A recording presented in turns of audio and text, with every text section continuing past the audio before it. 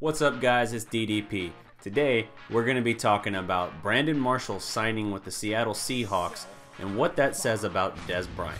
All of that's coming up after the bumper. Yo, it's me, it's DDP. So I don't know how many people have actually seen this already, but it looks like Brandon Marshall signed a 1-year, $2 million deal. That's $2 million max, by the way, with all incentives, if he hits on everything, with the Seattle Seahawks. And I'm really curious about what that says about the Dez Bryant situation, because if you think about it, Dez Bryant is 5 years younger than Brandon Marshall. Brandon Marshall played in 5 games last year for the New York Giants, in which he caught only 13 passes for 154 yards and 0 touchdowns. Compare that to Dez's, I believe it was, this is approximate, but approximately 67 catches for 838 yards and 6 touchdowns, something to that effect. It's a strange number because it makes you wonder what's going on.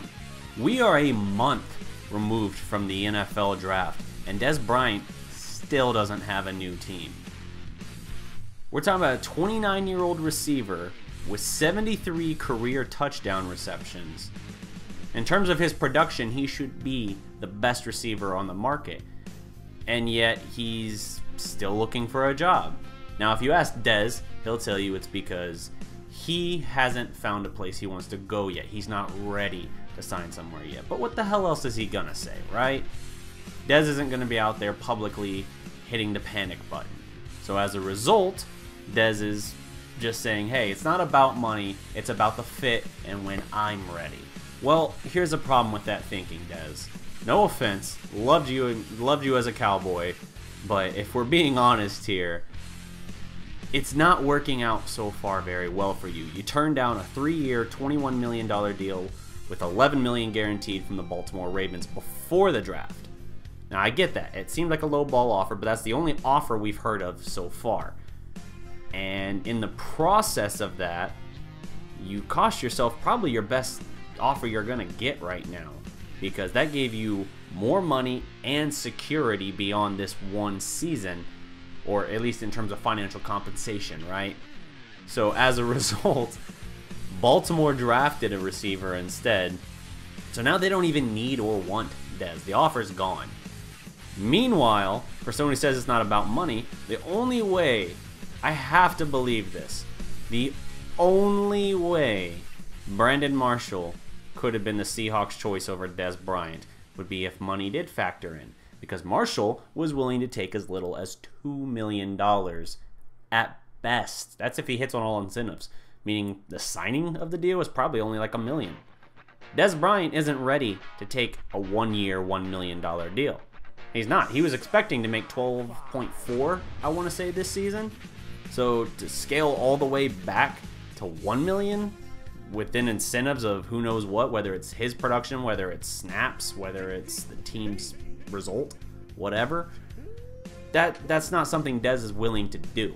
And as a result, it puts him in a very precarious situation here.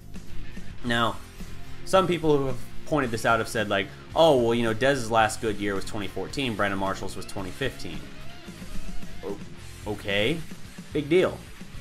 Brandon Marshall, yes, 2015, Brandon Marshall was very, very good. He had 109 catches for 1,502 yards and a league best 14 receiving touchdowns. That's legit. That is absolutely legit. Here's the problem. He's 34, played 5 games last year before suffering a major season-ending injury.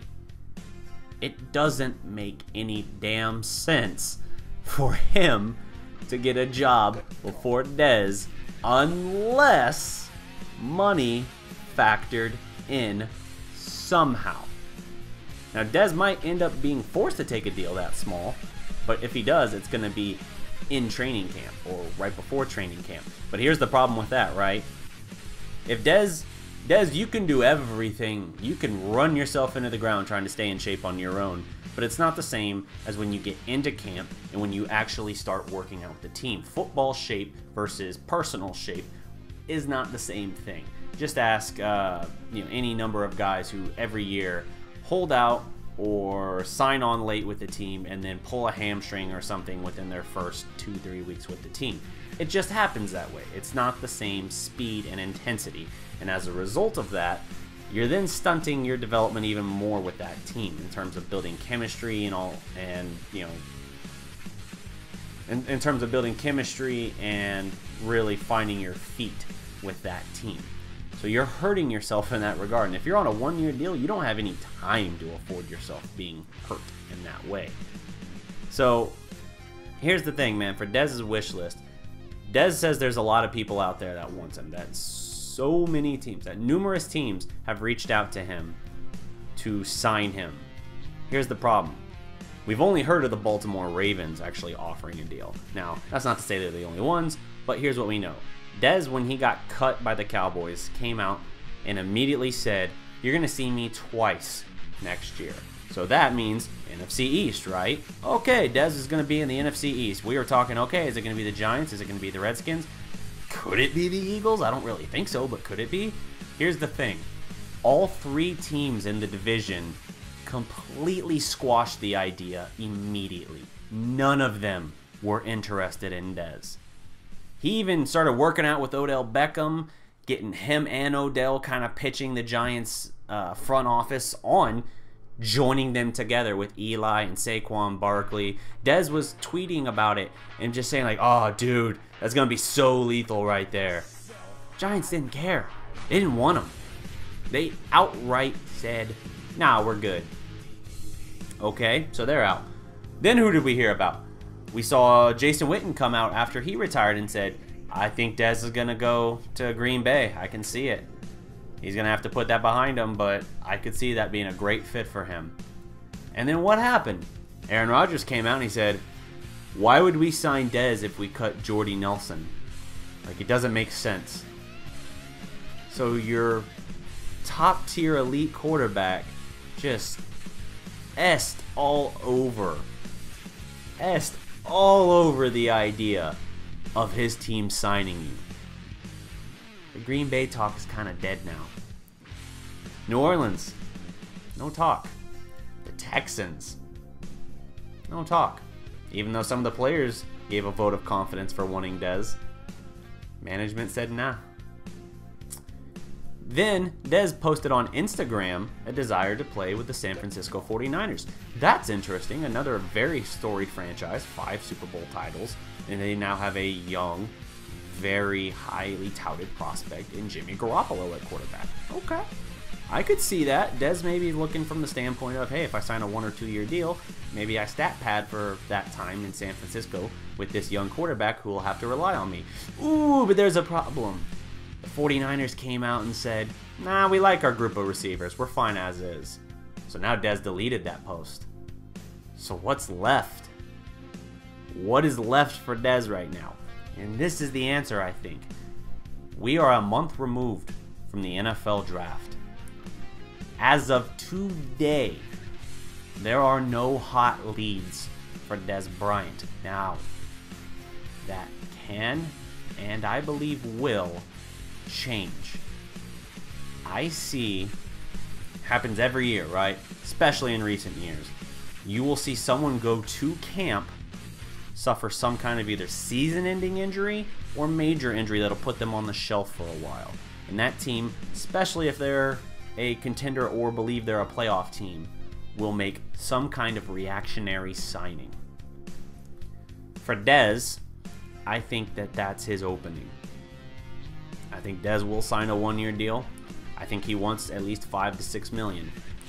And maybe he can get that if he waits a little bit. But you play the risk then of just because you get the money you want, you're costing yourself on this front end the opportunity to build chemistry and form a rapport within your new coaching staff, with your new receiving core, all of that. And it's hurting your chance to develop. And then you risk the chance of pulling your own hamstring or turning an ankle or something like that early in camp where it's like a soft tissue injury and it stunts your development with them. This is a reality Dez Bryant had zero expectation of facing. I'll be honest, I'm surprised he's having this much difficulty. I thought Dez would have been signed within 2 weeks of being released. We are 6 weeks removed from him being released, and we're about 6 weeks out from training camp, so there's still time for something to change. But right now, it's not looking good for Dez, and I am very surprised by that. I think he'll play. I think he'll go somewhere. He'll probably get, obviously, a better deal than if he signed today, what he would get. But he's got to bet on himself, man. He's already betting on himself, and now he just has to double down because there's no perfect scenario for him here. There's no way you can tell me Brandon Marshall, at 34 years old, off the season he had last season, should have been signed before Dez Bryant unless money factored in. Or executives around the league are seeing Dez Bryant behind the scenes in All or Nothing, and they're not liking what they see. That might just be the most unfortunate timing for Dez Bryant ever, that right as he hits free agency, all of the All or Nothing series starts rolling out, and things you would have preferred to keep out of their common knowledge and understanding of you as a person and a player is suddenly in full focus, and the series kind of highlights it a lot. So I don't know what the future holds for Dez Bryant. I'm still hopeful he can land on his feet, but man, it's got to be a humbling experience for him right now. So that's all my time for this video, guys. If you like this, don't forget to like, share, and subscribe. Also, don't forget to ring that bell down there so you get a little notification every time I go live or upload a video. Another thing I wanted to say real quick, the Wednesday night show, Dallas Prospect Live, with Law Nation and Big Game James and Producer G. We are moving that from Wednesdays to Thursdays now because we want to be able to better accommodate all of the host schedules and everything like that. Make it where they're a little less rushed on Wednesdays. They got more time Thursday nights. So that's what we're going to roll with. But check us out Thursday. And always remember, guys, every legend was once a prospect.